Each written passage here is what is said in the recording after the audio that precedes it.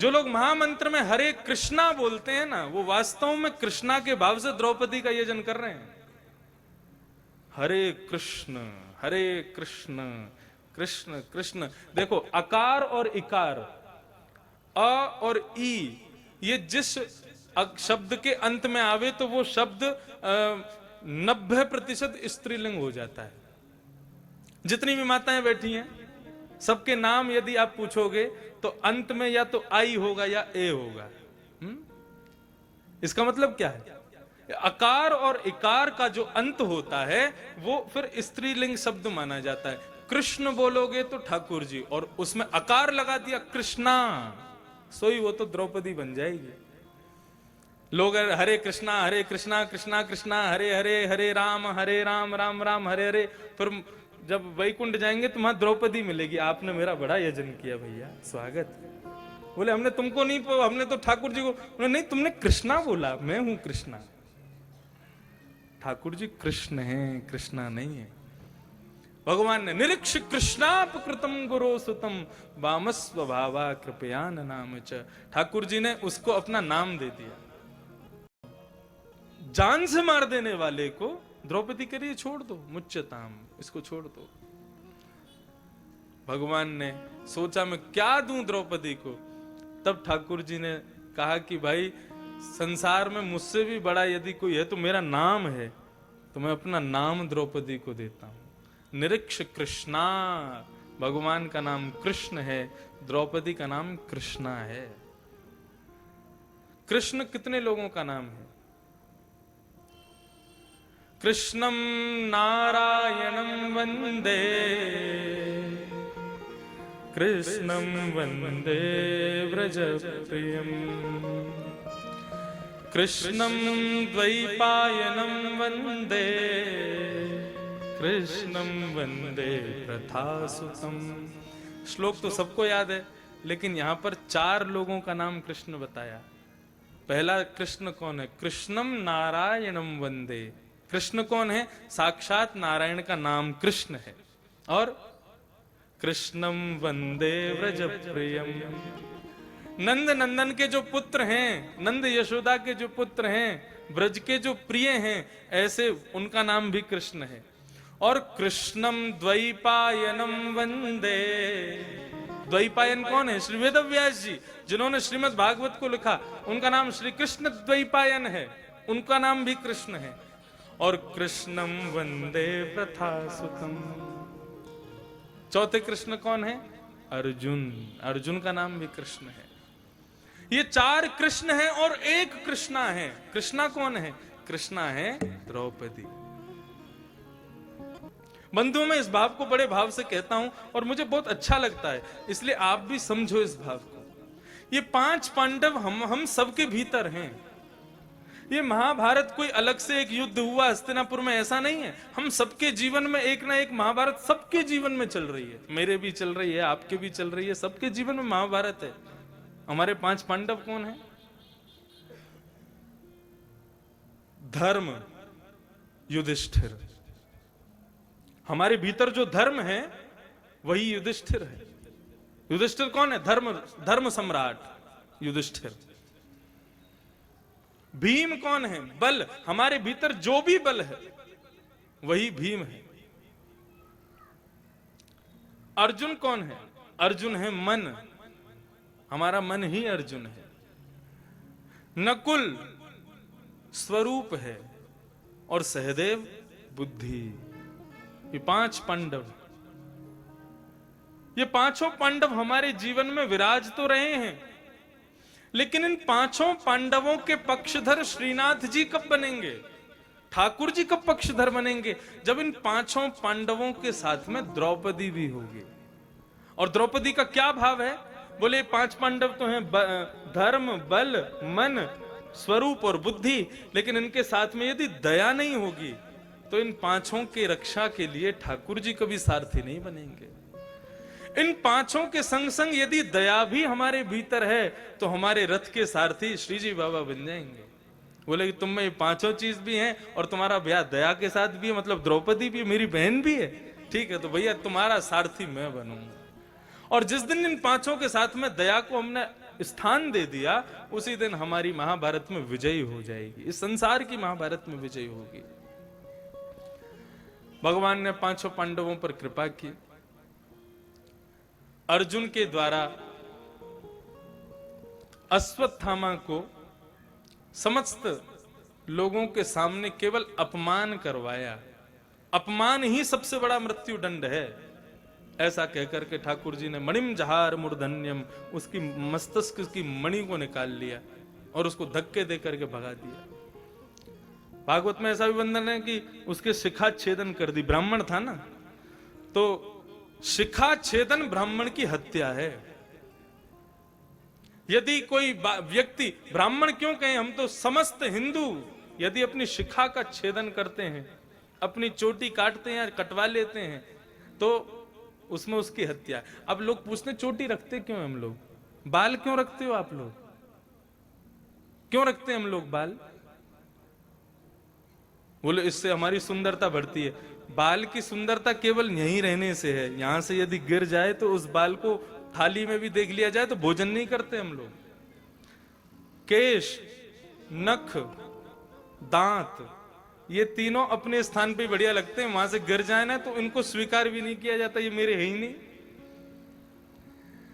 लेकिन केश से हम अपने स्वरूप को ठाकुर जी के सामने प्रस्तुत करते हैं, संसार के सामने प्रस्तुत करते हैं कि ये केश हमारे हैं, हम इससे सुंदर लगते हैं। लेकिन ठाकुर जी अपने सामने खड़े हुए हजारों भक्तों के केश देखते हैं, लेकिन ठाकुर जी की दृष्टि उसी पर अटकती है, इनमें से मेरा कौन है? बोले जिसकी शिखा होगी वही समझो मेरा है। इसने शिखा मेरे लिए रखी, केश अपने लिए रखे, लेकिन शिखा मेरी पहचान के लिए रखी है। ये हमारी आइडेंटिटी है कि हम ठाकुर जी के।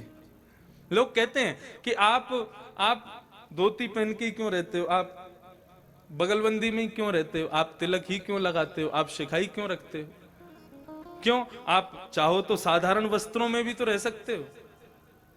भैया, ब्याह करने के बाद में बहू माथे में सिंदूर लगाएगी ही, गले में मंगलसूत्र पहनेगी ही।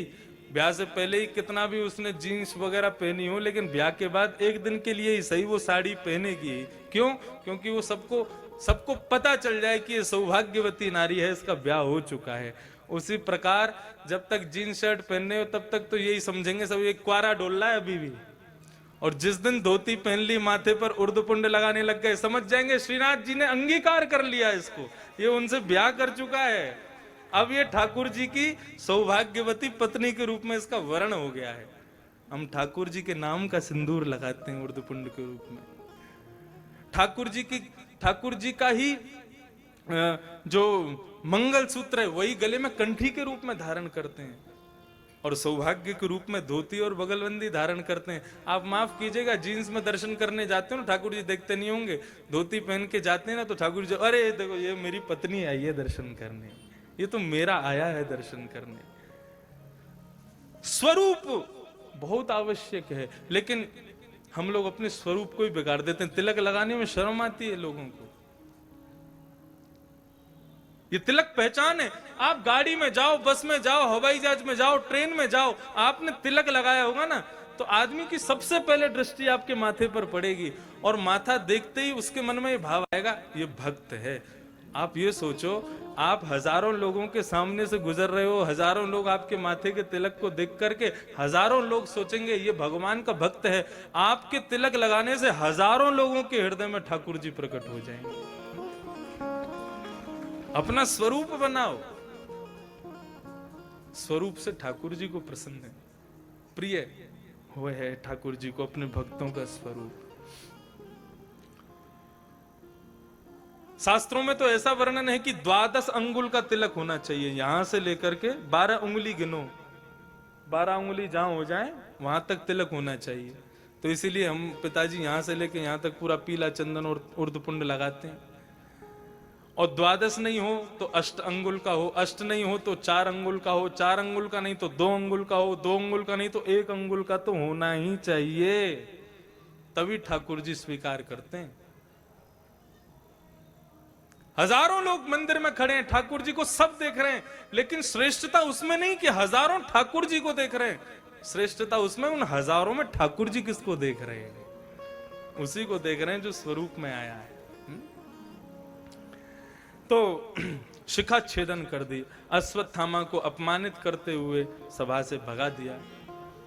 अश्वत्थामा ने उत्तरा के गर्भस्थ शिशु को मारने के लिए जैसे ही ब्रह्मास्त्र छोड़ा है, उत्तरा दौड़ी दौड़ी भगवान की शरण में गई है कि पाहि पाहि माया योगिन देव देव जगन्मते नान्यम तद्भयं पश्ये यत्र मृत्यु परस्परः।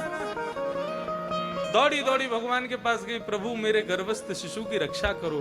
भगवान अंगुष्ठ मात्र उसकी नासिका में प्रवेश कर गए और गर्भ में प्रवेश करके अपनी गदा को इतनी तीव्र गति से घुमाया कि अश्वत्थामा के द्वारा छोड़े गए ब्रह्मास्त्र से उस बालक की रक्षा हुई है।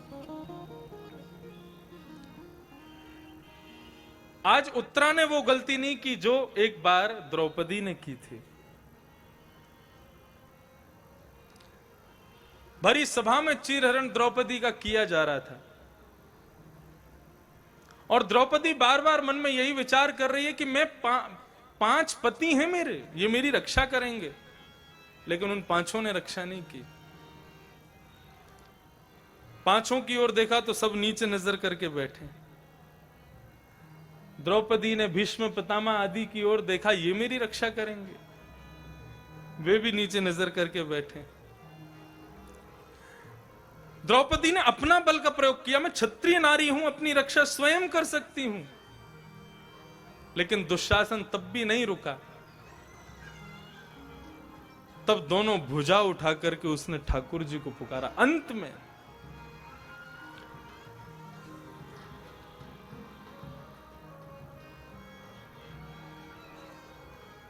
ठाकुर जी को पुकारा है।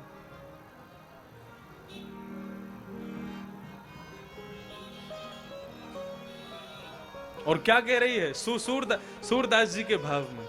अच्छा बंधुओं, आपको शायद पता हो, सूरदास जी का भाव था कि उनको 1.25 लाख पद पूरे करने थे, लेकिन सूरदास जी केवल 1 लाख ही पद पूरे कर पाए और बचे हुए जो 25,000 पद हैं वो किसने लिखे? वो श्रीनाथ जी और श्री राधा रानी ने बैठ करके पूरे किए। और उसकी पहचान कैसे हो कि ठाकुर जी ने कौन से लिखे? जहां कहीं भी सूर नाम आवे तो समझो ये सूरदास जी ने लिखा है, और जहां कहीं भी सूर श्याम नाम आवे तो समझो ठाकुर जी ने ये पद लिखा है। अपने सूरदास जी के पद की पूर्तियों के लिए ठाकुर जी ने कलम उठाई और पद लिखे, और ये पद जो द्रौपदी के भाव का है ये श्रीनाथ जी ने लिखा है सूरदास जी के भाव में। क्या कह रहे हैं? प्रभु जी मोरी क्या बिगड़ेगी, जाएगी लाज तुम्हारी।